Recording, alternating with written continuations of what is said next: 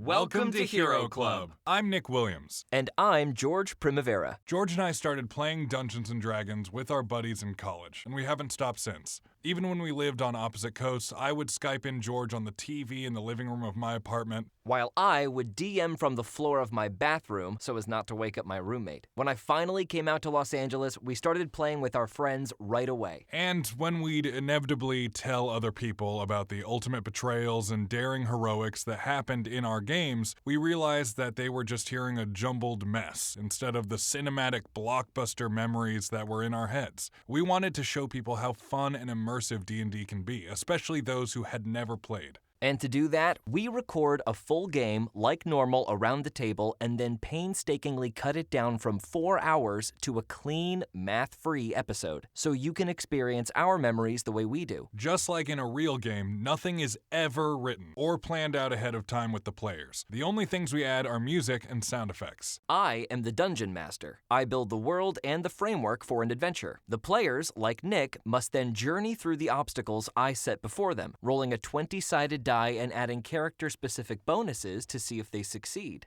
If they beat the number I have in my head, then their action is successful. If not, it is a failure, and there may be consequences. We try to follow the rules of Dungeons & Dragons 5th edition as close as we can, but as the Dungeon Master, what I say goes, and there are some things I like to do differently. Each season is its own contained story, so find one that sounds interesting to you and start from the top.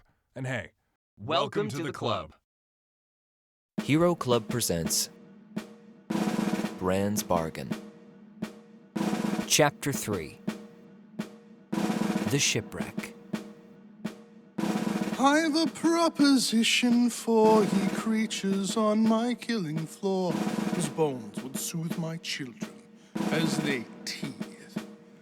Ye can keep this grave to dig, or ye can join my hempen jig, where you'll be legendary ere ye live to breathe. So sails up, tails high, get down and let fly, legendary ere we live to breathe. And when a beast my ship becomes, when rogue waves soak the powder bombs, and ye can't find a weapon to unsheath, ye dash their brains upon the rocks, and tow what's left back to my docks, where you'll be legendary ere ye live to breathe. So sails up, tails high, get down and let fly, legendary ere we live to breathe. Creatures, when ye meet the queen, the raven one is what I mean. Tell that tramp ye still can't leave. Lose your class and lose your name, lose your treasure and lose your game. But you'll be legendary from the ocean to the aviary. Sails up, tails high, get down and let fly, legendary ere we live to breathe. Sails up, tails high, monster storm, look 'em in the eye. We're legendary ere we live to breathe. Even Gills had better heed. Sails up, tails high, get down and let fly, legendary ere we live to breathe. Sails up, tails high, get down and let fly, legendary ere we live to breathe.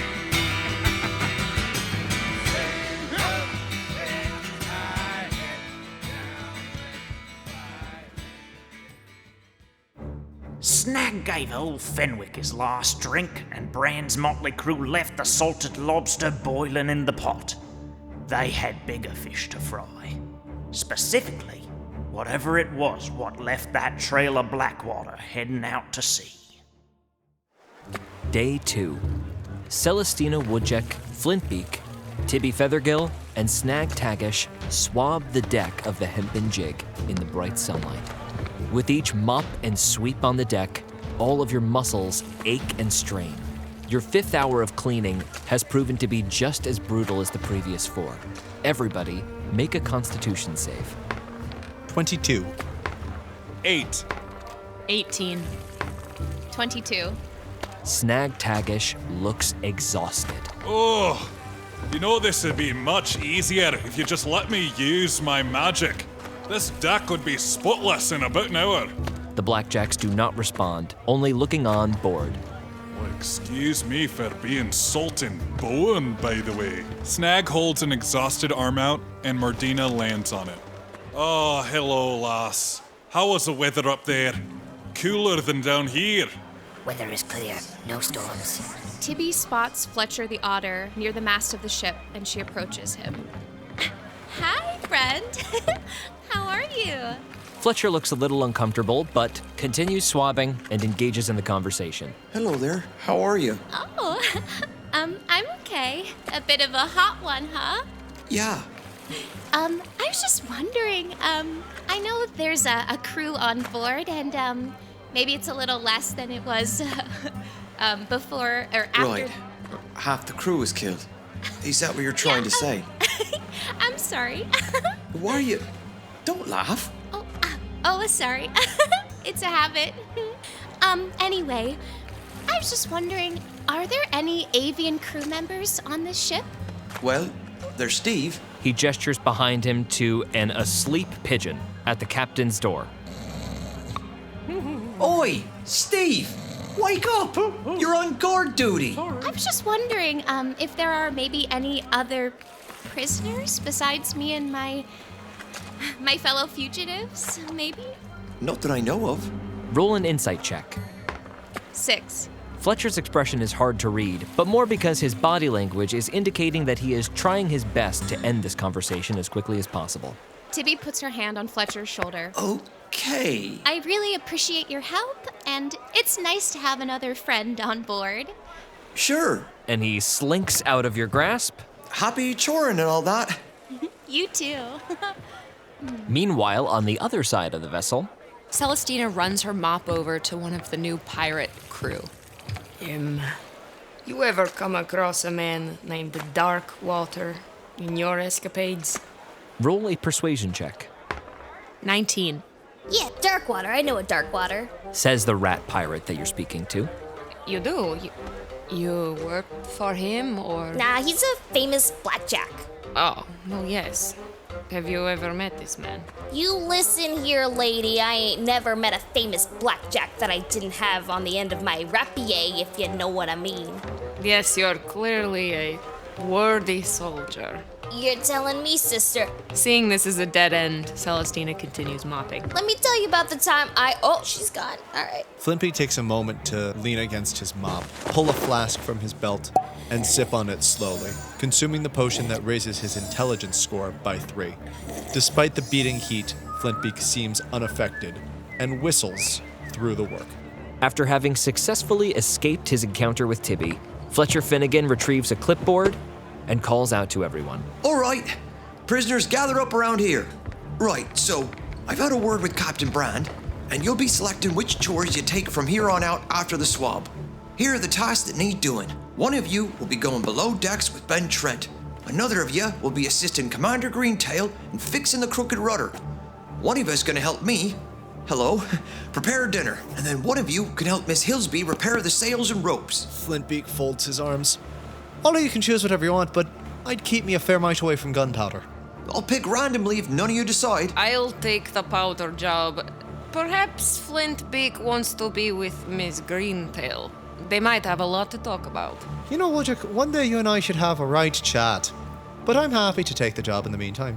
That will be interesting. So, Commander Greentail will be assisted by Mr. Flintbeak. Aye, apparently. And that means I'll go down and I'll fix the sails. And Mr. Taggish. You're off to help Mrs. Hillsby, I take it. Snag just lazily waves his hand behind him and keeps walking. So, I guess Celestyna... Celestyna's already walked off to do the other job. Wait, please! Wow. Well, happy day, huh? Fletcher stares into the middle distance. A few moments later, at the rear of the ship on the top deck, Flintbeak joins Commander Greentail. Morning. Commander. Roll an insight check. 7. She regards you with a cold, steely look and then hands you a rope. So, what seems to be the problem today? Rudder was knocked loose when they rammed us. You're gonna take this, strap it round your waist, jump down, and knock it back in place. When you say knock it back into place, I mean, you take those delicate feathers, make a fist, and punch it till it's straight. yeah, there's something about the sun today. You do look lovely. Flintbeak hops off the deck and flies down towards the rudder. Make an investigation check. 22. As you pull on the rope, getting yourself closer and closer to the back of the ship, you observe the rudder. It does indeed appear to be knocked completely out of place, hanging from a splinter of wood. The damage is a bit more extensive than you were led to believe. Oi, Commander! I think you might have a bigger problem on your hands than you thought. Right. What do you need? A new salt and rudder! You're saying there's nothing you can do? I could sing to it. Give it a nice little tune as it drifts away into the ocean. She disappears for a moment away from the railing, and then returns and lowers to you a bucket full of tools. Take your pick and figure something out. Otherwise, get comfortable. Authority these days. Cutting away from this for a moment, Snag. Below decks, you sit with Gertrude Hillsby amidst a pile of linen, gently sewing sails back together, as well as retying ropes. She sits cross-legged on the floor, staring at her work through little spectacles that sit low on her mousy nose. You're doing very well. Oh, I'm no stranger to the odd sewing job. In fact, Captain Doherty, the cat that I drowned, Yes, I'm familiar. he'd push men off of the crow's nest. I used to keep his victims alive, just long enough so he could do it more. Took a lot of stitches, that. Gertrude extends her hand and puts it on your knee. I'm sorry. That must have been terrible to witness. No, not really. It was fine. Snag keeps clicking away at the stitching. Gertrude puts her work down. You must have been through an awful ordeal. An idea flashes behind Snag's eyes. Oh, aye, ma'am. I've been through quite an ordeal. Every day of my life has been one non-stop pain after another.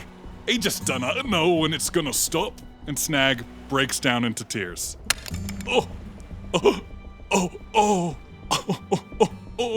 Roll a deception check with disadvantage.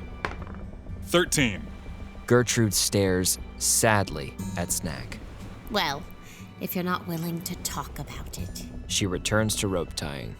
Snag thinks to Merdina, when the old lady isn't looking, go into my chest so it looks like I got rid of ya. But really, sneak about the ship and tell me what you find. Actually, there is a story that comes to mind. Merdina floats down towards Snag, rests on his chest, and then seems to phase through him. Snag, make an Arcana check to make it look as though you are dismissing Merdina. Dirty 20. Merdina disappears through you and then incorporeally sinks through the floor, and Gertrude Hillsby seems none the wiser. Meanwhile, a short distance away in the kitchens, Tibby Feathergill stands over a bundle of celery, chopping it with a comically sized cleaver. 4 blackjacks stand all the way up against the wall, Fletcher Finnegan among them. Who knew cooking could be so fun? Fletcher, wide-eyed, slowly approaches you and shoves a bowl next to you. So, just put them in there. Put the slices in there. Okay. Fletcher gives you a sidelong glance and goes to the cabinet, sifting through it to look for more ingredients. Tibby, as you stare at all the sliced vegetables in front of you, a thought occurs to you. You haven't heard from Tagra in quite a few hours. Fletcher comes over and gingerly takes the knife from you.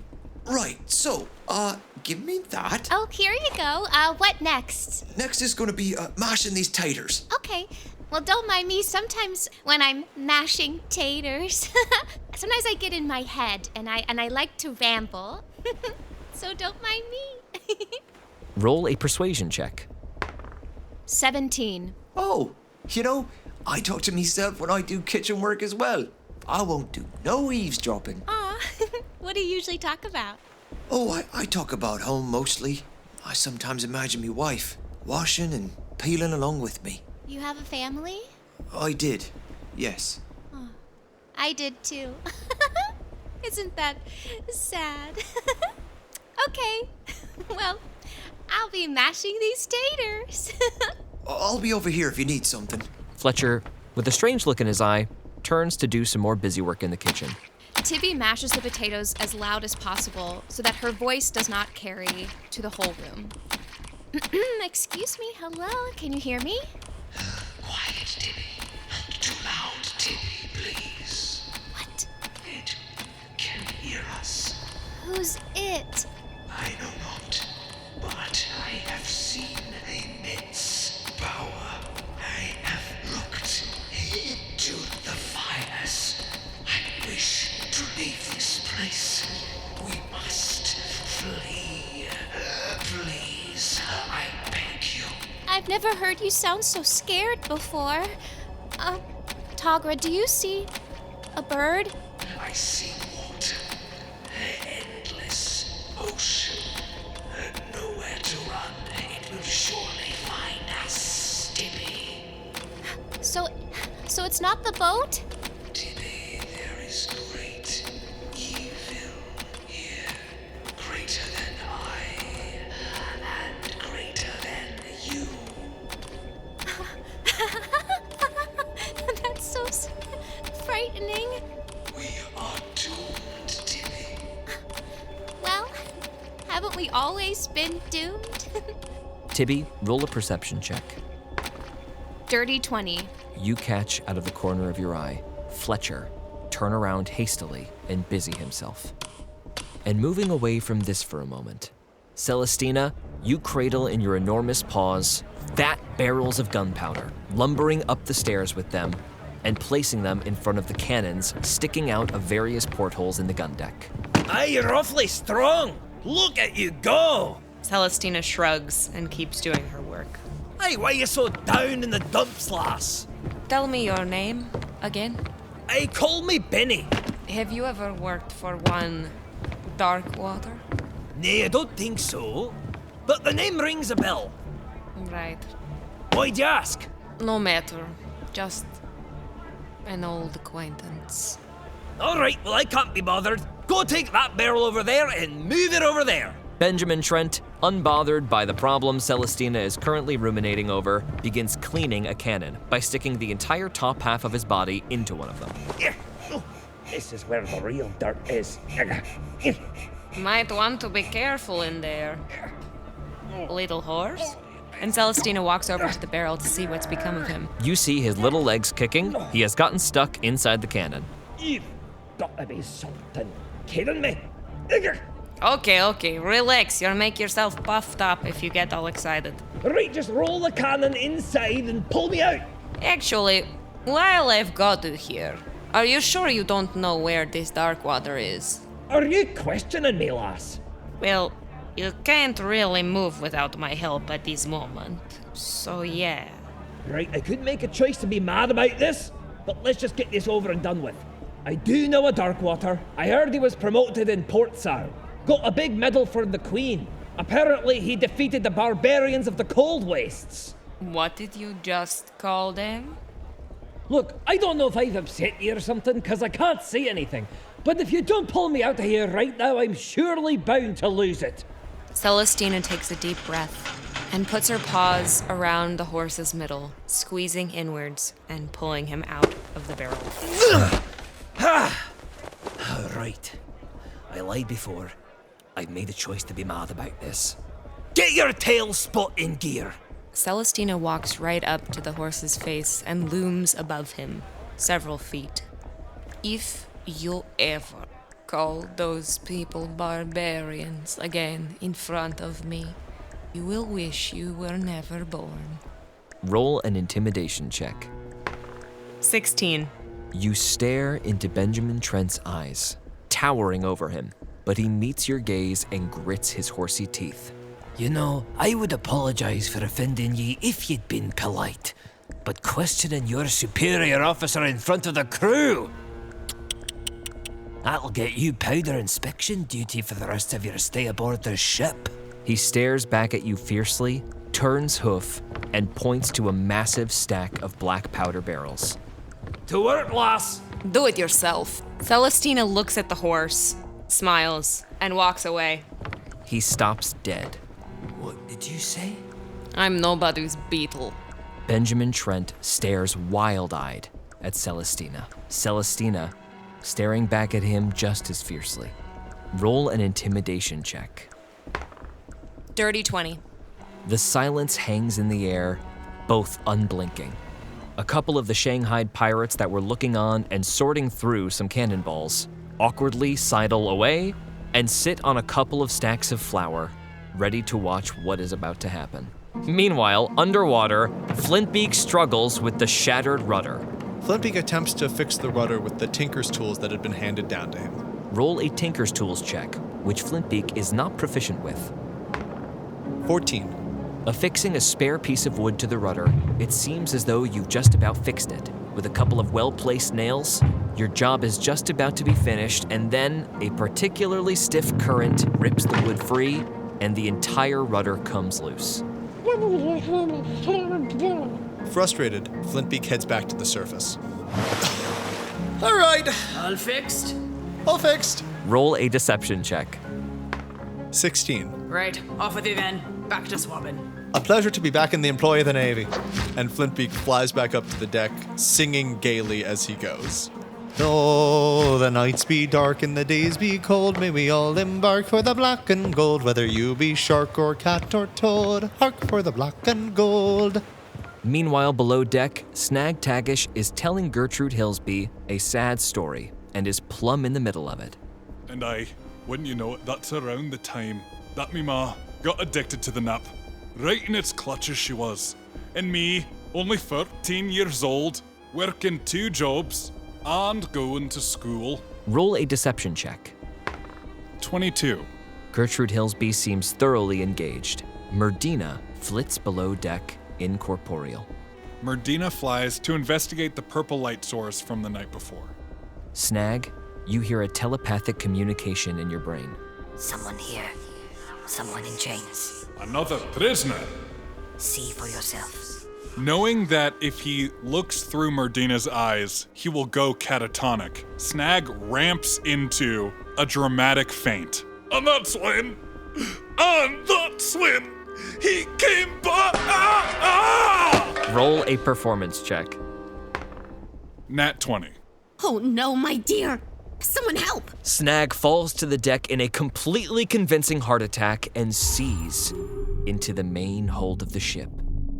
Chained in the corner of the ship is a small owl, completely unmoving, eyes wide open and unblinking. Arms and legs completely buried beneath taut chains.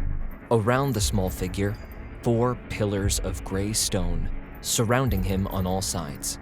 And at the pinnacle of each pillar, a purple gemstone, glowing with light. Runic symbols adorn each pillar. Snag, make an Arcana check. 13. You recognize this magic as a magic circle, something intended to keep something in or out of its boundaries, though you are unsure what the magic circle is oriented to repel. The owl looks forward and makes direct eye contact with Merdina, although she is incorporeal, and speaks aloud. Help me. Snag scans the owl's face. Make an investigation check. 17. You do not recognize the face, and something about the surrounding light and magic circle seems to make it difficult to see clearly within. Please, help me. Snag is put off by how calm this chained creature is, and looks at it with a more scrupulous eye. Make an insight check. 8.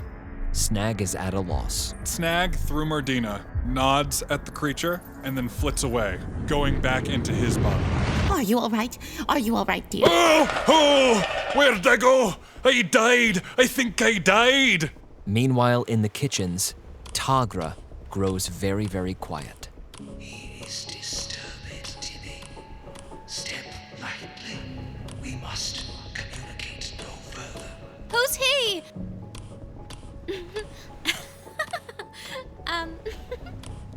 Wow. Hey, Fletcher, can you take a look at these potatoes? Ow! Sure. Fletcher holds his finger. He has cut himself. Are you okay? Yeah, I'm fine. Thanks. Do you often cut yourself in the kitchen? First time for everything. Oh, So your family, were they killed? Roll a persuasion check with disadvantage. 14. In the middle of walking away, Fletcher stops and looks back at Tibby. Not exactly. Died of the froth. Oh. Well, I'm really sorry to hear that. It's no good to lose someone you care about. Fletcher scowls, slamming the knife down into the table point first, as Tibby giggles in his face. It was the day my life changed. I could help you with your hand if you Just want. get back to work, Miss Feathergill. One last thing. Did you join this expedition knowing that you probably wouldn't make it out? Fletcher takes the knife out of the countertop and leaves the kitchen. That makes sense. Fletcher walks out, sheathing the knife, walking up the stairs to the gun deck. Celestyna passes Fletcher on her way from the gun deck. They need more hands in the kitchen. Sure, go help in the kitchen. Fine. Benjamin Trent makes no move to stop her and grits his teeth, turning back to his work. Right, you lot, get off your tail spots. Let's go. And Celestyna walks down into the kitchens, passing a prone Snag, who appears to have Gertrude Hillsby waving a fan over his face. Oh, Miss Hillsby, I've got the horrors! Roll a performance check. 18. Hush, dearie. It's all right. Just take breaths. Take deep breaths. That's it. That's right. That's good. As this is happening, Snag orders Merdina to stay out of sight below the ship. Do not be seen, little one. I will remain hidden. And Celestyna strolls past Snag and into the kitchens, where a slightly downtrodden Tibby sits mashing potatoes, awkwardly watched by 4 blackjacks. She is mumbling under her breath.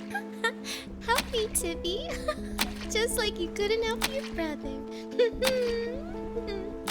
Alone again. Oh, sorry. I got really into these potatoes. The potatoes are the consistency of a loose milk. Tibby, why don't you start on something else, and I'll try to revive these. Don't know if it's possible, but that little giggle of yours, it sounds sad. Are you all right? Wow. Thank you for asking. I'm always all right.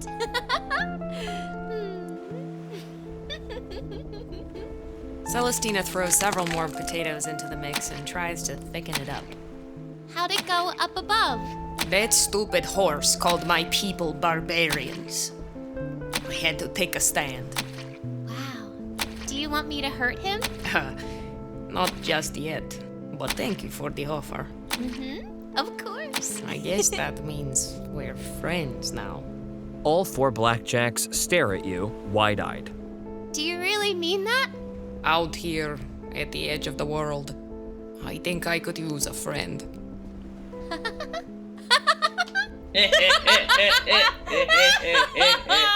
The 4 blackjacks supervising shrink back in abject terror.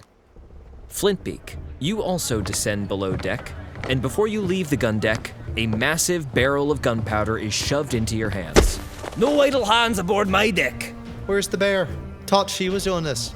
Did you hear a question mark at the end of my sentence, boy? What's your rank there, Gunner? And now you're questioning my rank? Let me tell you something, parakeet. I'm not in the mood. Take that powder and move it to that pile over there, or I'll tell Captain Brand you've been standing around. With a shrug, Flintbeak goes to move the powder. And while you're there, sort these. And a massive barrel full of shells and powder is set at your feet. Sort the shot from the mix. You do insist on giving me quite a few explosives on this ship, don't you? As you like it, and Flintbeak sets to work. A few more hours pass, and as each chore gets done, or so the crew thinks, everyone is very suddenly called above deck with the ringing of a loud bell. As you all once again get above deck, you see that the ship is slowing, Captain Brand stands atop the bow of the ship, looking outward, and Commander Greentail moves to Celestyna and points her to the front of the ship. You got more tracking to do. Celestyna walks slowly to the front of the ship. Celestyna comes up alongside Captain Brand, and you immediately see a thick trail of black sludge sitting atop the undulating ocean. Brand stares pensively outwards. We draw near. I thought as much, but it is nice to have confirmation. I wonder, what do you think left these tracks? Celestyna focuses and uses all of her senses to try to glean what it is they are approaching. Celestyna, as you stare out onto the massive trail of sludge, make a survival check. 24. Though the trail moves slightly off to the right, you track the ocean's movement and determine that the current of the ocean is displacing the path. If we are meant to meet this creature straight on, I suggest maintaining a course. Do not follow the path exactly. The current, it alters the trail. Thank you for your input. Straight it is. Roll a nature check, Celestyna. 25. This time you get a very good look at the thick sludge that is floating to the surface of the ocean. It has a slick, shiny kind of texture to it. It almost looks slippery, even from all the way up on this deck. Most importantly, it does not look natural. You have never seen anything like this in nature. It remains to be seen when we will meet our prey. However, we are on course for a small outpost island, about a day ahead. Should allow us to observe off the waters. I shall share with you something troubling. There is a trio of ships that should have crossed our path, but never did. Whatever this is, it does not come from any creature I have ever seen.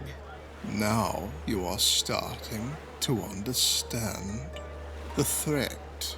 But it is time for dinner. I hope you enjoy your meal and the evening. You are dismissed.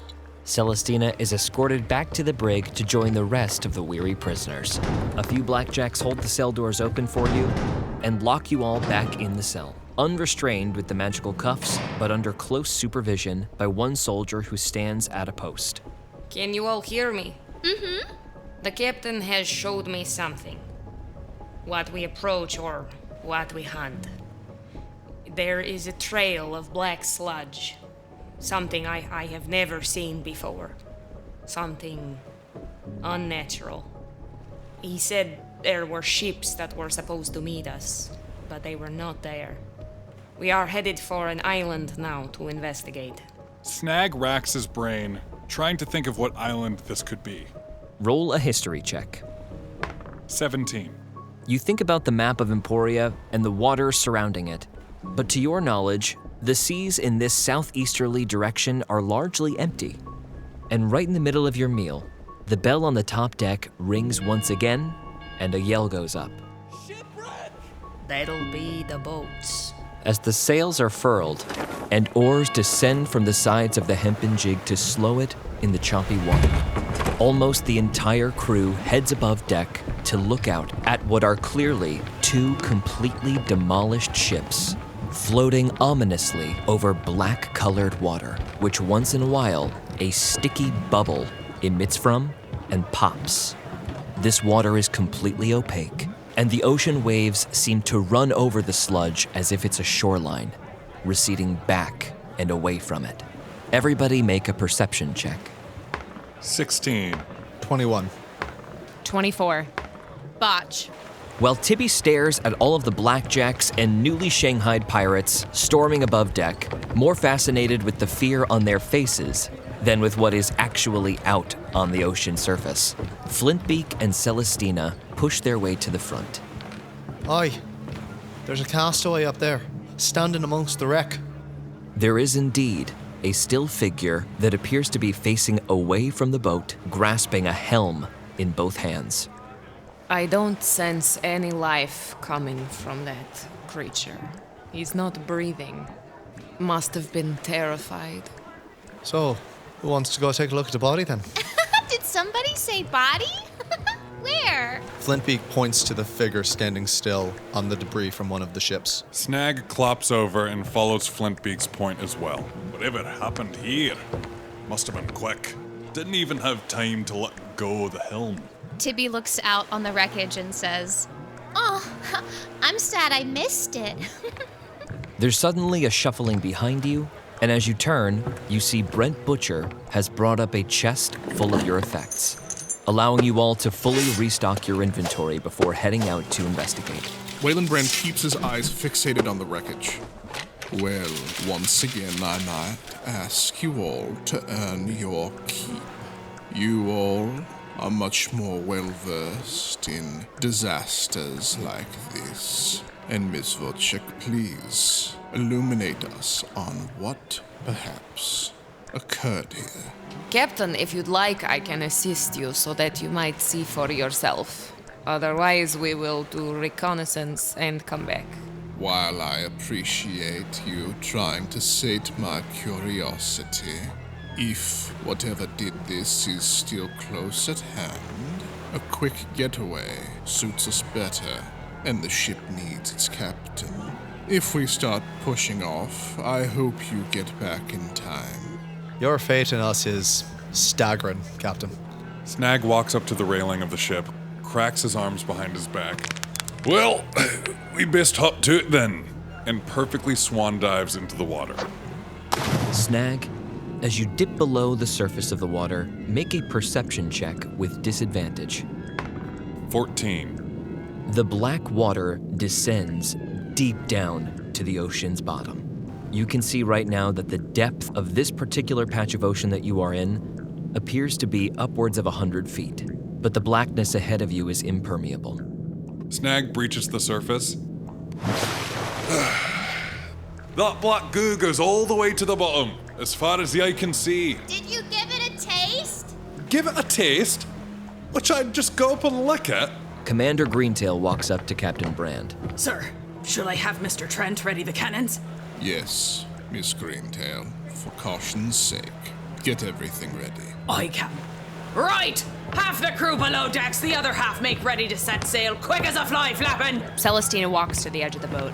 All right, whichever of you want to come with me, we walk on the wind. And she takes a deep breath and closes her eyes. And as she breathes out, a swirl of air rushes up, lifting Celestyna, Tibby, and Flintbeak off the boat and onto the water, where they proceed to walk as if it were on solid ground.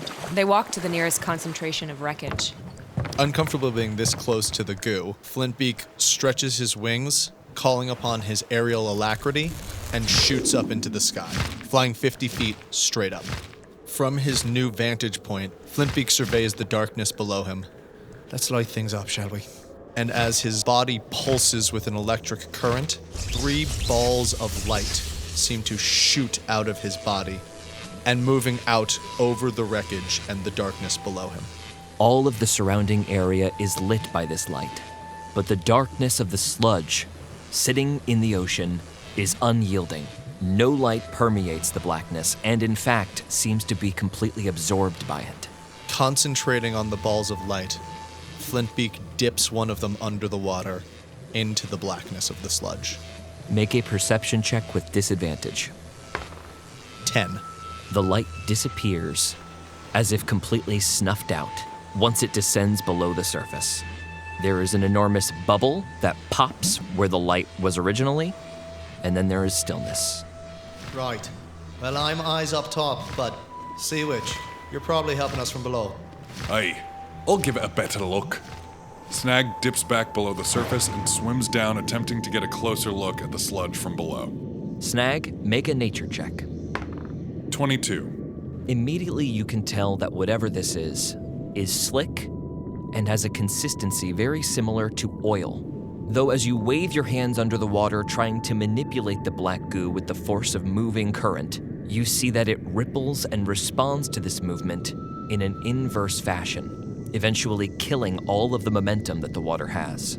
You glean that this is something in between a liquid and a gelatin in terms of consistency. Tibby reaches for a piece of broken ship and gingerly pokes at the black substance. As you poke the sludge with the stick, you see the black sludge reach up out of the water, grab onto the stick, and travel up its shaft. Everybody, I don't think it likes to be touched. Celestyna, over on a section of Shipwreck, looks around for clues or survivors. Make a survival check. 24. Celestyna, you bend down, touching a piece of beaten wood. Survey the scene in front of you, and you see what happened as clearly as if it's appearing in front of you right now. 2 ships heading quietly through the night, passing over opaque black ocean, and then something from beneath pushing upward. You see that all of the ships appear to have been pierced from the bottom and sundered up through the middle, and from there beaten downward into the ocean. You notice on several pieces of wood what appear to be black icicles, fully pierced through several 2x4s. You find no other bodies. Everyone, I see what happened here. I can see everything. Something came from below. It pierced through these ships and then slammed them downwards, creating ultimate destruction. These pieces of blackness pierced through even the smallest planks of wood, and there were no survivors. What we are dealing with is something big and something below. Everybody make a perception check with disadvantage. 16. 10. 14. 14. Several more thick bubbles pop on the black surface of this oily substance, and several bubbles pop near the slumped figure standing over the helm. We're sitting roaches up here. I say we get what we need and we move on. Why, where there's bubbles, there's usually something below. Tibby, I am afeared once more.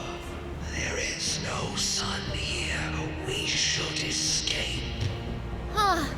This trip really has you shaken, huh? I am turned around, Tibby. I am so confused. My senses are askew. Careful to maintain at least 100 feet between him and the surface of the water, Flintbeak begins to fly out towards the body on the wreckage. As he does, he sings quietly to himself. Let me sing you the ballad of Captain O'Shea, who earned reputation around Greywater Bay. Well, ne'er did she kill men, just left them with stumps. The mark of O'Shea hanging over their rumps. She made Flintbeak, roll an investigation check. Dirty 20. Flying above the water, you see that the man is completely unmoving. From this height, it's hard to glean details, but you do notice one thing. The man's hands are not grasping the helm. They are stuck there with a sticky, black Icarus liquid. You getting enough information from all the way up there? I don't see you offering to come join me. Well, I don't see you diving down below to get a better look yourself. Graciously but cautiously, while throwing a lewd symbol in Snag's direction, Flintbeak begins to descend towards the man. As he lands upon the ship's deck, he pulls another vial from his belt and downs his mutagen of mobility. Flintbeak can no longer be grappled, restrained, or paralyzed. Flintbeak, you settle down onto the deck, having taken immense precaution. Make a perception check. 11. You are just about to walk up to the body, standing motionless at the helm, and then all at once, in less time than takes the blink of an eye, something explodes from the water to your left. Make a dexterity save. 21. Your body reacting before your brain can clock what is happening, you quickly sidestep, ducking behind the motionless body at the helm. And as you do, right where you had been standing, a 3-meter-long jagged black spear freezes in the air. And then you start to hear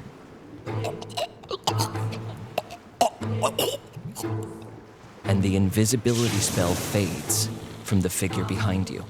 A hawk, dressed in purple vestments with gold ornamentation. A priest of the Church of Soul, choking on a black Icarus spear impaled through his neck. He drops into the sludge with a slap and then descends below it. I think we got an ambush, folks! Spinning his hooved hands over his head underwater, Snag momentarily dissolves into liquid, teleporting onto the deck of the hempen jig with a schlorp. Ugh. Bust get a move on, Captain. He begins making the climb to the crow's nest. Finally. Clear the deck! Make all preparations from bow to stern, like we all practiced. You heard him! Get the feathers out of your tail spots! Let's go! Let's go! Wayland turns to the empty space right beside him. The jig is up.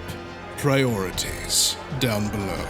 Materializing out of nothing, an old, wizened, leatherback turtle war priest. Yes, Captain. We shall head below deck and secure it. You two, with me. 2 more war priests, a hunched frog, and a tall bat fellow walk below deck. Below decks on the ship, Benjamin Trent gets his crew in order. Make ready to fire! Get that powder out here as soon as you can! The hempen jig slowly begins to creep forward. Commander Greentail throws the helm, trying to turn it right so as to avoid a massive patch of the black liquid, and the ship does not respond, heading fully into a massive patch of the black liquid. Everyone on the ship falls to the ground as their momentum is immediately arrested, and the black goo begins to spread over the front of the ship. What? Captain, Why aren't we turning? What's going on? Commander Greentail all at once realizes what has happened. That Sultan Featherbag! And she dives off the back of the boat. As Flintbeak fleeces the dead body, still connected to this helm. Well, it sure seems like they're not telling you and me much of anything today, are they? Roll an investigation check. 10. You find a matchbox in this fellow's pocket and an old compass. Pocketing them, Flintbeak rockets upwards, 100 feet into the sky. With a great leap, Celestyna bounds off of the wreckage and onto the water, where her paws splash one by one, moving quickly along the surface of the water like a dance. She reaches the boat and jumps back on. I've sure swam a lot in the water. I've never walked on it, though. Tibby runs as fast as she can back towards the hempen jig, feet bounding off the water as if it were ground. As Tibby climbs back onto the hempen jig, she says, I hope y'all weren't getting up to fun without me. And then suddenly, the entire hempen jig lifts 4 feet into the air and slams down into the surface as something blows through the bottom 3 decks of the ship, impacting on the top deck, but not breaching it, and then descends back below the surf. The ship takes 114 points of damage, bringing it down to 286 points of structural integrity. There are screams below deck. Oh, assault thus! Snag turns to liquid once more and shoots up to the crow's nest, clambering up the last few feet to make it into the basket. Roll a perception check. Botch. It is chaos. Everyone is screaming and running around. You see that the damage is obscured because the top deck wasn't penetrated, and you truly do not know the extent of what has happened. Meridina, what's going on down there? Many dead. Something punched through. Killed 4. All of a sudden, the ship is once again rocked by a massive impact. The ship takes another 60 damage, bringing it down to 226 points of structural integrity. Captain Brand runs back to the helm in a desperate attempt to turn the ship. There is no response from the ship, and it continues careening forward deeper into the goo. And this black amorphous blob responds by creeping over the railings of the ship and pulling the entire ship downward. The back of the ship, thousands and thousands of pounds, lifts a couple of inches into the air out of the water. There is now a slight incline to the top deck of the hempen jig. Flying at incredible speeds, Flintbeak dashes his way back towards the ship, still hovering many feet above it, and shouts down to Brand. Oi, Captain! If you got one of those priests on board, they might want to start doing something right Sultan now! And summoning an orb of pulsing lightning into his hand, lobs it down toward the goo. The crackling lightning impacts into the black goo. It steams and sears and bubbles, and then nothing happens, and it returns to its original shape and form. Flintbeak, make a nature check. Dirty 20. The way this substance reacts, you come to the conclusion that this is not a living creature. This is a substance reacting as it would with material that comes into contact with it. Flintbeak, from the dark blue ocean below you, there is another splash as an Icarus spear shoots upward. Just in time, your static shield appears in front of you and vaporizes it as it makes contact. All right, the water doesn't like it when you hit the goo. Celestyna jumps onto the water surface right below Flintbeak, pulls back her harpoon, and sends it careening downwards. Celestyna, make an attack with disadvantage. 11. The harpoon disappears beneath the surface, and you are unsure of what has happened. Celestyna waits a moment to see if anything happens, and then whispers, Povrot. And the harpoon shoots back up out of the water, the tip of it covered in just a little bit of black residue. Celestyna moves her body closer to the boat, holding her harpoon at the ready, and waits.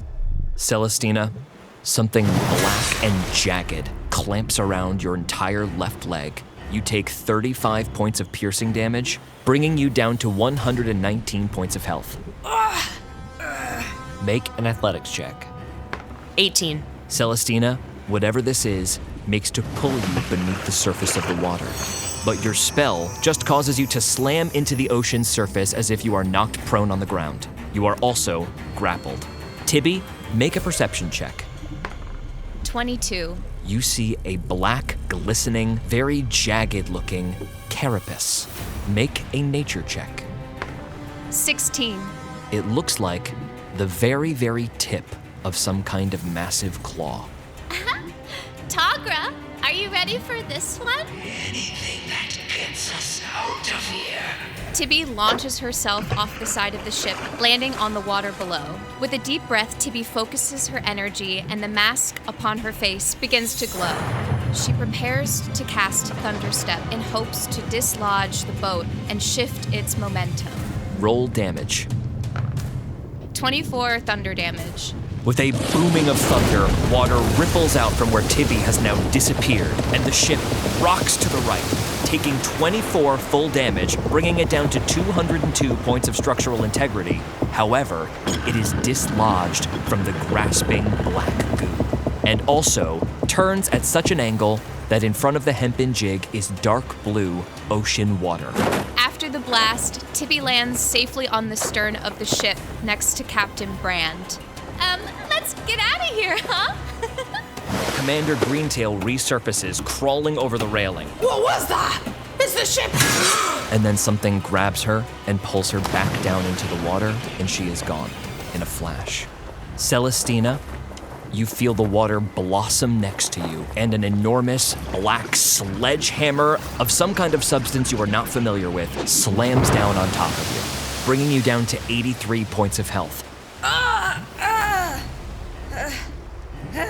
This massive object carries through with its momentum, disappearing beneath the surf.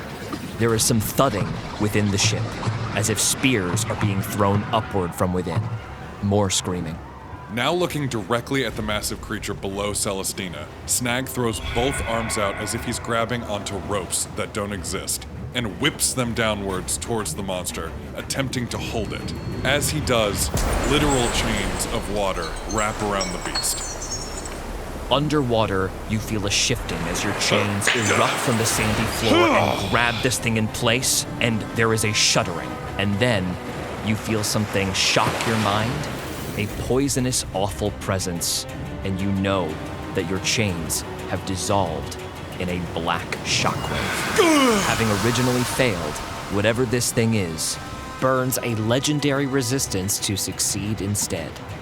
Celestyna, something in the water is disturbed directly underneath you. You just barely roll out of the way, and a black spear shoots out of the water right where your chest had been. Full speed ahead! There is suddenly a banging underneath the surface as the door to the below deck has become jammed. Brand uses an action surge to run over to the trapdoor and lift it open. The door rips open, metal breaking as Captain Brand uses his hulking strength to its utmost potential, and the three priests from before move out of the hull looking pretty severely injured, holding a small owl figure wrapped in arcane chains. We must leave, Brand. This situation is entirely unstable. Then help. You two, hold this here. The turtle walks over to the edge of the ship. There is a thrumming of energy and what sounds like a long, low, drawn-out groan as whatever is below the surface reels. And then once again, you see this priest sent to his rump as the spell is repelled and another legendary resistance is burned. I cannot hold it. It is too strong. The hempen jig rockets forward, and Celestyna, still held to the ocean's surface, is beginning to be left behind, Flintbeak still circling above. Seeing the lone bear in the water, Flintbeak dives fast, rocketing towards the surface, dashing to reach her in time. As he does, he holds out a feathered hand. Hold on tight, Fuzzface. We're going for a ride. And as lightning courses through both of them, disappears with her back to the ship, casting Lightning Step. 10 lightning damage. And for the first time, something audibly reacts beneath the surface. As the hempen jig, peeling away from the scene full of wreckage, sees the water part, and something breaches the surface. At least 60 feet across and 60 feet wide, lifting further and further out of the surf, a waterfall descending from its round edges. A titanous crab reveals itself out of the surf, covered in shining, spiny, shifting armor that seems to absorb and reflect light. And it begins to spit out 3-foot-long spears at the rear of the ship, thunking into the wood until eventually the hempen jig is out of range, and like a mechanical object, slowly descends back into the water. The hempen jig is limping forward. Immediately calls go up from below decks, and the remaining crew begins to bail water out as fast as they can, though it seems like an uphill climb as more and more water begins to flood the lower decks. In the quiet moments after, a few things become clear. Commander Skizza Greentail is missing, but thought to be deceased. Only 3 blackjacks remain, as well as 1 pirate, the others seemingly gone from this ship as well, and Benjamin Trent is found sitting behind his cannon with 3 Icarus spears sticking out of various points of his body, quiet and unmoving. Slowly, but surely, a smile creeps up on Captain Brand's face. So, you do feel pain.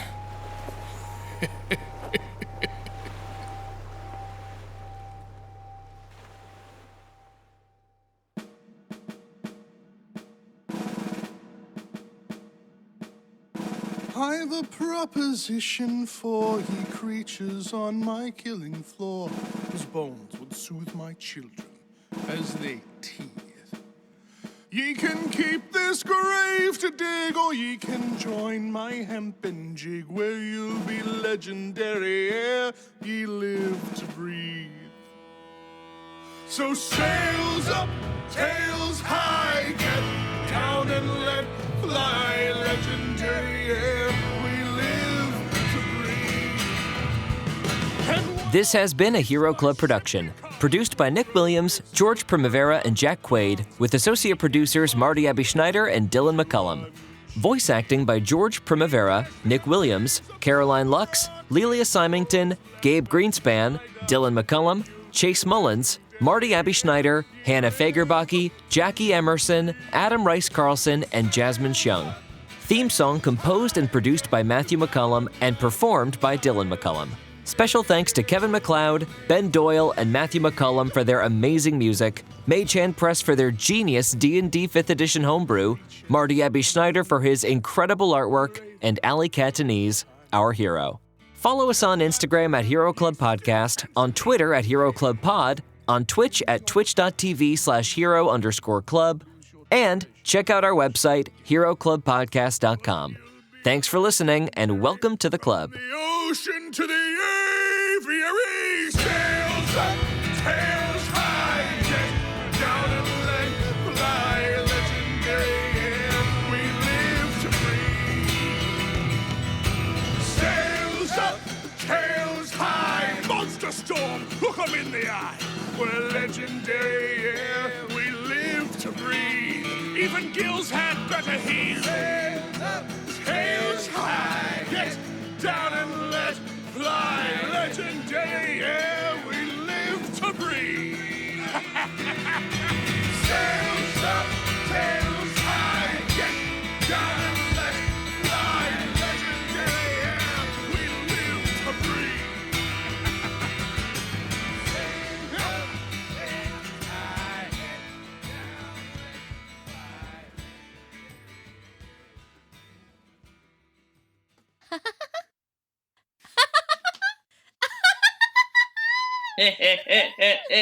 Just kidding.